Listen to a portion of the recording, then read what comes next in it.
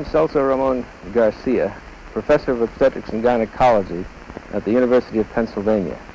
It is my position that the oral contraceptives, when prescribed, used, and supervised properly, present the function for which they were designed with acceptable minimal morbidity.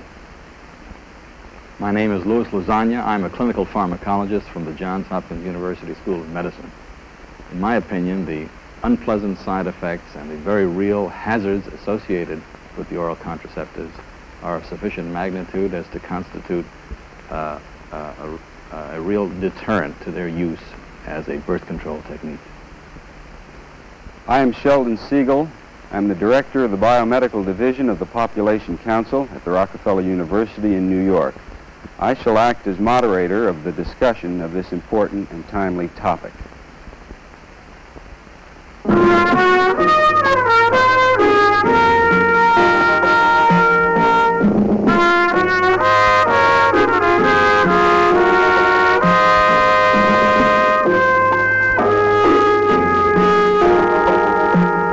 Welcome to the exploration of concepts and controversies in modern medicine, one of a series of programs dedicated to examining the uncertain, candidly recognizing that much of today's teaching is necessarily based upon opinion, and that the opinions of eminent physicians in a given field vary widely.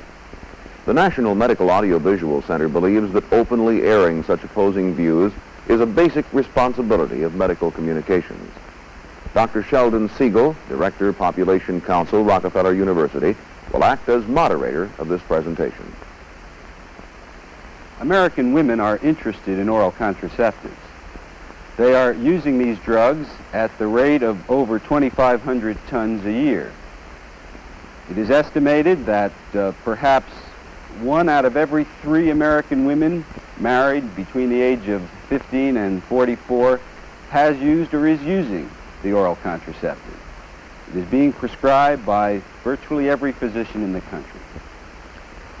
On the other hand, we are well aware of the fact that women using this drug are not normal with respect to many laboratory parameters of medical normalcy or of physiologic function.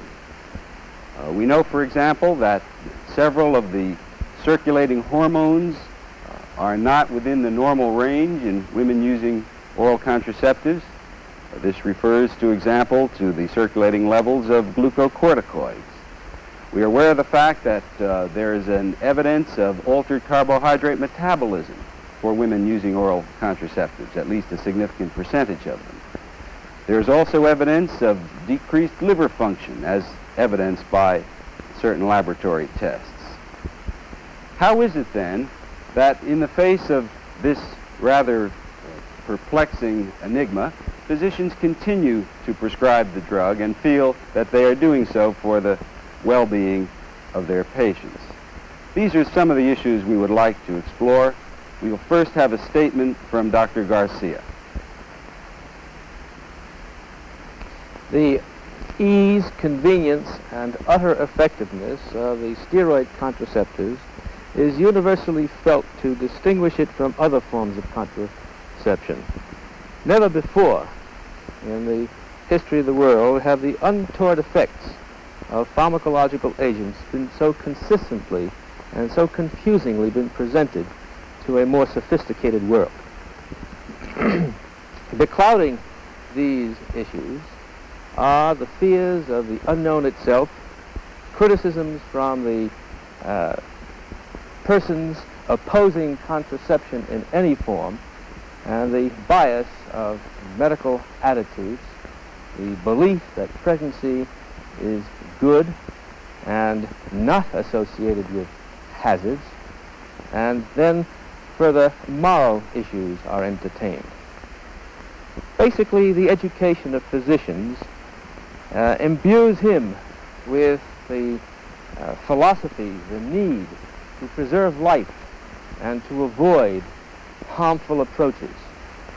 This, moreover, is extended to mean that errors of omission are less serious and less ominous than the errors and the acts of commission. Active contraception, because of this philosophy, cannot be favored openly.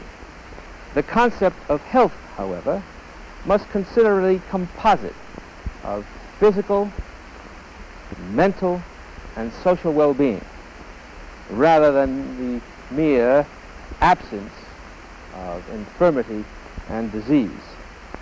The oral contraceptive, by virtue of its utter effectiveness and the convenience which it entertains, contributes to the health of the individual, despite the many disadvantages that have been pointed to it. The irresponsible adverse comments about potential harmful effects do not contribute to the health of the individual. Many of these accusations have been made. Moreover, an unabated population press is also menacing.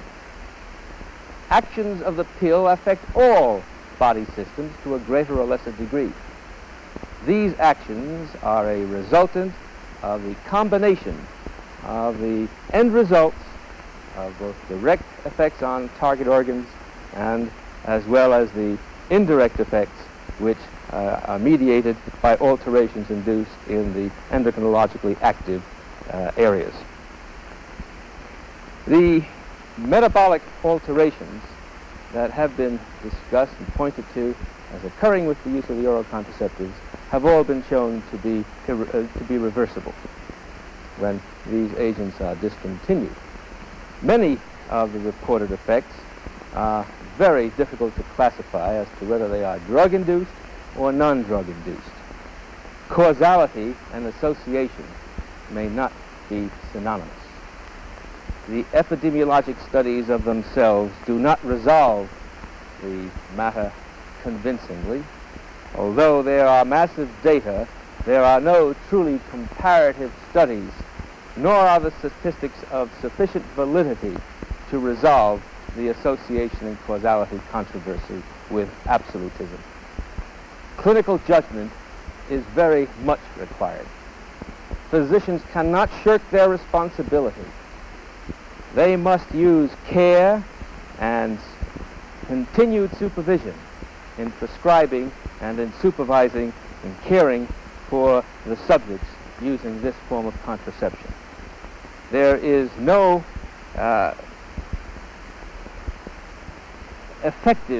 no more effective approach to contraception that can be pointed to, and prevention of pregnancy must be considered an all or none principle. The purported risks of oral contraceptives are of small incidence, and by and large are outweighed by the inherent risks associated with pregnancy and even the toll of daily living. No pharmacological agent can be considered to be totally safe. Individuality is cherished, making an ideal contraceptive almost an impossible to achieve. Many more effective and convenient ones are needed. Dr. Lasagna, would you make your opening statement, please? Yes. Since the beginning of the modern era of chemotherapy, since the time of Paul Ehrlich, let us say, those interested in the development of new chemicals have been searching for magic bullets, for drugs that would pick out the offending microorganism or would hit a specific organ in the body and leave relatively untouched the rest of the body, leave the patient relatively unharmed. Almost without exception, perhaps without exception, one should say, this dream of a magic bullet has not been fulfilled. Drugs are more like buckshot than they are like magic bullets, and the oral contraceptives, in my opinion, illustrate this beautifully. As has been already said, they seem to hit almost every cell in the body. With each passing year, we have become aware of the ability of these chemicals to affect many parts of the body. We have heard of changes in the skin, changes in the hair, alterations in libido, not always in the appropriate direction.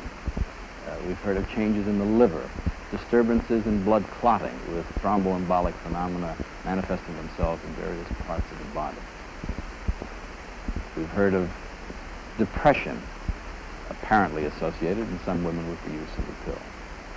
We've heard of severe and excruciating migrainous headaches developing in some women for the first time on starting oral contraception. There is now beginning to develop more and more a fear of the potential for development of cancer in either the breast or the genital tract in women exposed for years to these hormones.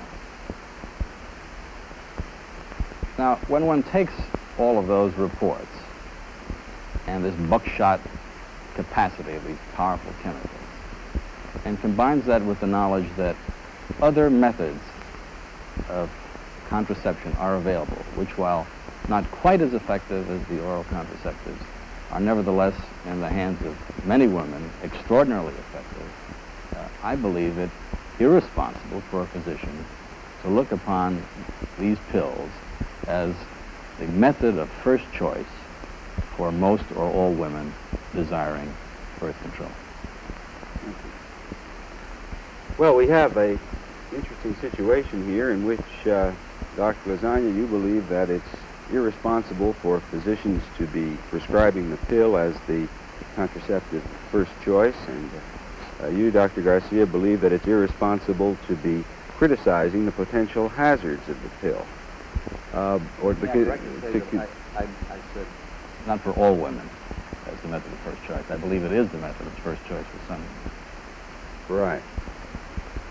I think that there probably exists a difficulty here in defining just what the precise position of each discussant is. Perhaps I could help to resolve this by asking two pointed questions, one to each of you. To you, Dr. Lasagna, I would ask, do you believe that the oral contraceptives, as are now being used, should be withdrawn from the market?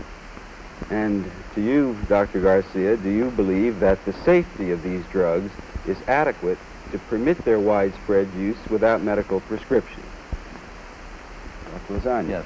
While I have, for some years now, been beating the drums trying to alert people to the possible hazards of the oral contraceptives, I have never and do not today espouse the position that these medicaments should be removed from the market. I think they continue to play a very important role in birth control. There is no question that the controversy that exists is really not as deep as would appear at first glance. On the one hand, it's a matter of how one weighs out the relative merits. There is no question that, as I've indicated in my opening statement, that the physician cannot shirk his responsibility. He has to supervise his patient adequately and completely. He cannot just prescribe the oral contraceptive, nor can the oral contraceptive be dispensed over the counter, nor in slot machines. There are sufficient warnings from the studies and epidemiologic reviews, and while they do not point with absolutism, I quite concur that these must not be left unheeded. One must continue to review the problem with this very much in mind. However, the aspect of the hazards of not taking the oral contraceptive, and when I say that not taking the oral contraceptive, I am really referring to not taking or not using really effective methods of family planning. And when you get down below 6 pregnancies for 100 women years, you are dealing with relatively effective methods. Above this, and most of the methods that have been evaluated are not associated with the need for the physician, are in the category of being relatively ineffective. And when you're dealing with this, as I indicated also, the need for considering the philosophy that contraception is an all or none principle. When a woman comes to me, she doesn't want to be half safe. She wants to have complete protection. This is what she's asking for. The unwanted pregnancy raises the great scepter. And I think that here we have increases in maternal and fetal mortalities. We have increases in other morbidities. We have increased hazards of the induced abortion itself. Even under the best of hands, there are hazards with this approach. There are increases in the undesirable marriages that might result without the availability of effective contraception. There are also the trauma and other features with regard to illegitimacy and the increase in the undesirable parental behavior towards the offspring, which are seen with great frequency in our society today. Dr. Garcia, I don't think there's any argument about the relative advantages to the woman and to the society at large derived from the use of contraception. I think it sometimes is unfortunate that people consider as synonyms contraception on the one hand and oral contraception on the other. Many of the benefits in terms of maternal health of which you speak are derived from virtually all effective contraception, and for women in many of our socioeconomic classes, effective contraception includes not only oral contraception, but the intelligent use of the diaphragm, the use of the intrauterine device, and in fact the intelligent use of the method of periodic abstinence. But I think that from the response that both of you made, it's clear that you have each weighed the equation of relative risk and benefit and come to the conclusion that there is enough safety in the use of oral contraceptions to warrant the continuation of its use in the country. So let us focus now on the question of these hazards and risks, so that those in the audience can make their own judgments about this balance of the hazards on the one hand and the effectiveness and usefulness on the other. I just respond first, however, Sure. to Dr. Garcia's statement about women wanting 100% protection. I don't think all women want 100% protection, and I think this is one of the reasons why there's such a tremendous variability in the reports in the literature on the effectiveness of such things as condoms and diaphragms. I think the condom and the diaphragm used compulsively represent extraordinarily effective techniques. But if you're casual about their use, if you want a child or two sometime in the future and don't really care all that much whether it occurs a year from now or 2 years from now, I think one has a different approach to the use of these mechanical devices than the woman who has had 4 or 5 children, considers her family complete, and is darned likely to be compulsive about the use of these techniques. So that I think in the interest of individualizing our approach to these women, I think it would be unfortunate to give the impression that every woman one sees wants 100% protection. Yeah. Furthermore, if I can just complete my thought, with the oral contraceptives, one doesn't have 100% protection, at least not with the sequential ones, which in my experience, the number of anecdotal reports I've come across talking with patients, with obstetricians, the failure rate is significant there, and the protection is far from complete. Well, I quite agree that one has to individualize. However, there are, again, points that one might take at issue here, namely that the patient that has 4 or 5 pregnancies could likewise be categorized as being in the upper age group, where she's going to fall within the category of having greater risk with taking the oral contraceptive. So it's not so simple matter. And as a gynecologist, I don't know what your experience is as a clinical pharmacologist, but as a gynecologist, when I query my patients, they want an all or none sort of reassurance. And very few of them elect to take sequential modalities. Can we pass now to the question of the hazards themselves? You pointed to Dr. Lasagna's worldwide reputation as a clinical pharmacologist, so perhaps we should ask him about some of these issues that have been raised with respect to the safety of the pill. Let's take the cancer issue first. Where does that stand, and what are the real facts in that situation, Dr. Lasagna? I don't think there are a lot of hard facts to go on here. We have a long background of experimental evidence suggesting that hormones can be utilized in a number of animal models to produce things like breast cancer. That's clear. The relevance of these studies to the use of these hormones in the variety of clinical states in which they have been used for a long time is unclear to me. I think we're beginning to have reports on certain changes in the cells of the cervix that make one at least worry more than we've been worrying in the past. And in my opinion, at the moment, the issue is an open one. I think with the background that we have on what these hormones can do in the laboratory, it would be foolish to assume that we have no worries here. But I also would say that at the moment, the evidence implicating these oral contraceptives in the production of any kind of cancer is lacking.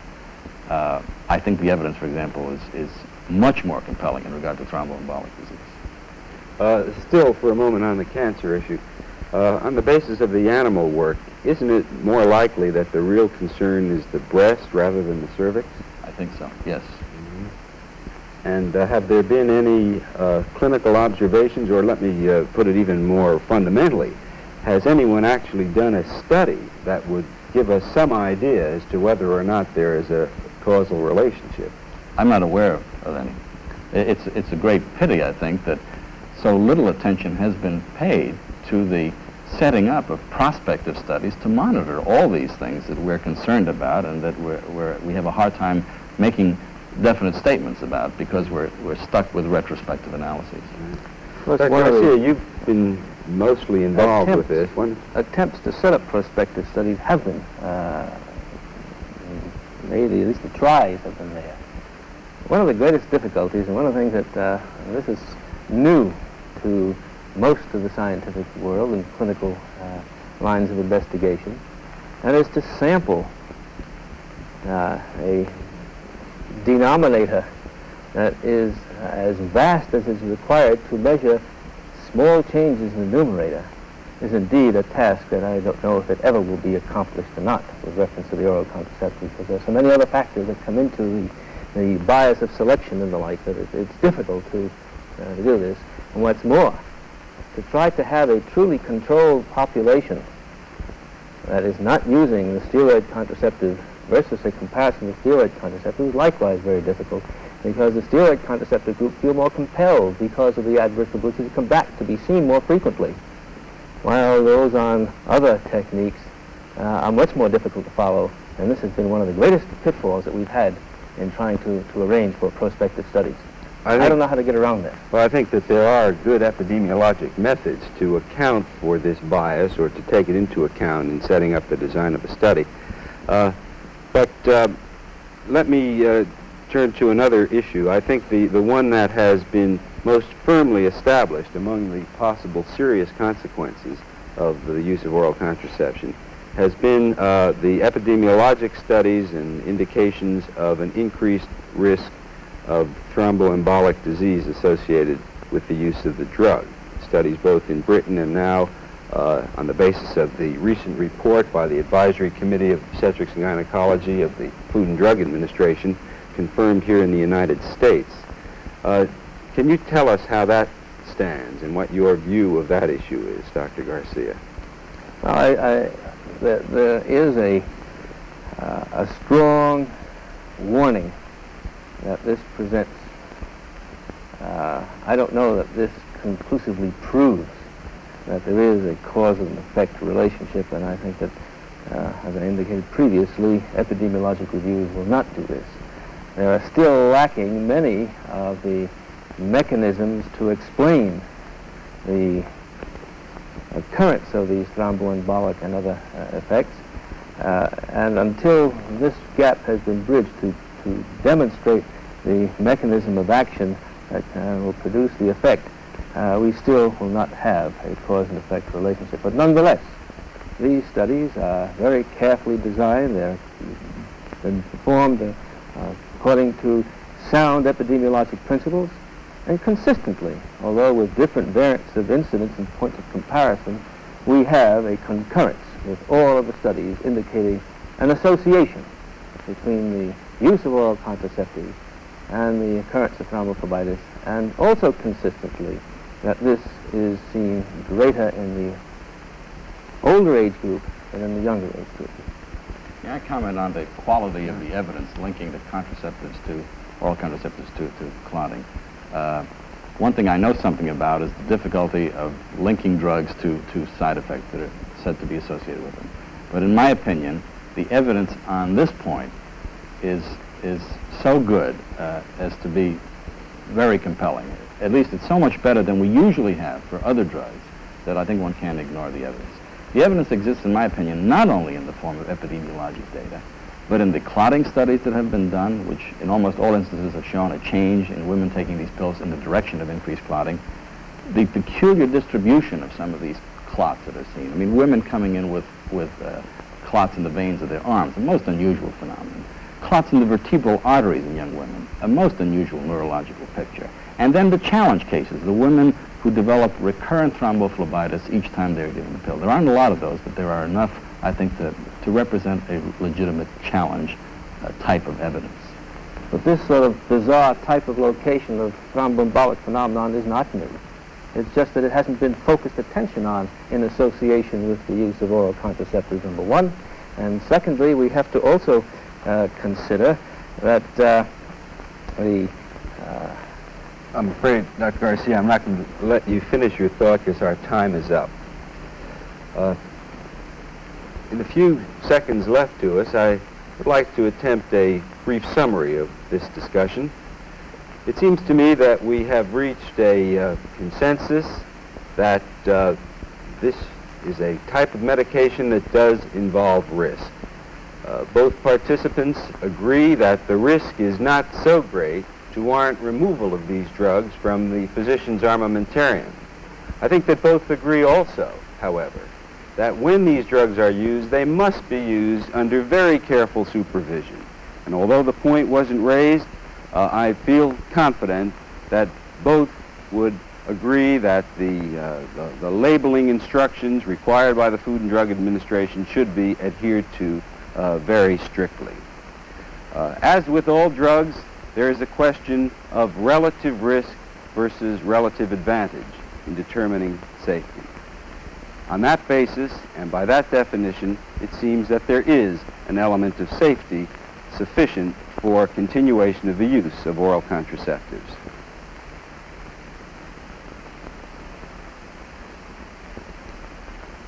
We thank Dr. Celso-Ramon Garcia, Dr. Louis Lasagna, and Dr. Sheldon Segal for their interesting analysis of a critical problem in patient care. In subsequent programs, we shall continue to record equally significant concepts and controversies in modern medicine. The opinions expressed on this program do not necessarily constitute endorsement by the Department of Health, Education, and Welfare, the Public Health Service, or its constituents.